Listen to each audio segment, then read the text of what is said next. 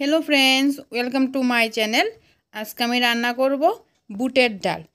এইভাবে নিরামিষ বুটের ডাল রান্না করে যে কোনো নিরামিষ দিনও খেতে পারেন, রুটি লুচি বা ভাতের সঙ্গেও খেতে পারেন। তাহলে চলুন দেখিনি কিভাবে আজ এই নিরামিষ বুটের ডালটা রান্না করব। কড়াইতে জল বসিয়ে দিয়ে এর মধ্যে দিয়ে দিচ্ছি বুটের ডাল। এখানে আমি 1 কাপ বুটের ডাল নিয়েছি আর দিয়ে দিচ্ছি পরিমাণ মতো লবণ।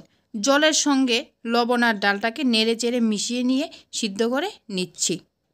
4 থেকে 5 মিনিট ডালটাকে সিদ্ধ করে নেওয়ার পর ডালের উপরে যে সাদা অংশটা এটা ফেলে দিচ্ছি। 8 থেকে 10 মিনিট ডালটাকে সিদ্ধ করে নেওয়ার পর ডালটা সিদ্ধ হয়ে গেছে।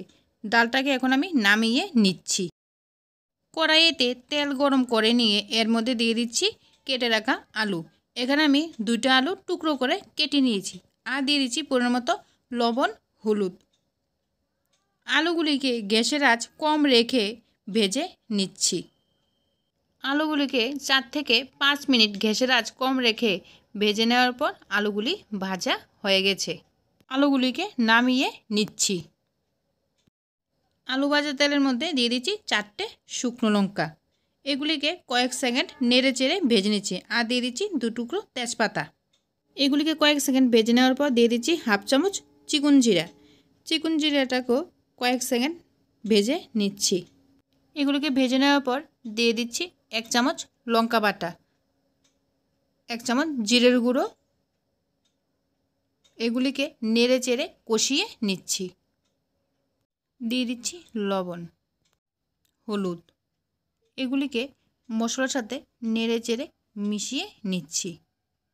মশলাটাকে ভেজে নেওয়ার পর দিয়ে দিচ্ছি আগে থেকে সিদ্ধ করে রাখা বুটের ডাল। দিয়ে দিচ্ছি ভেজে রাখা আলু। দিয়ে দিচ্ছি হাফ চামচ চিনি। সবগুলোকে নেড়ে চেড়ে মিশিয়ে নিয়ে রান্না করে নিচ্ছি 7 থেকে 8 মিনিট।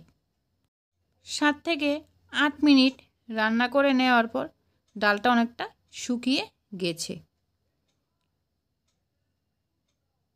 আলুটাও সিদ্ধ হয়ে গেছে।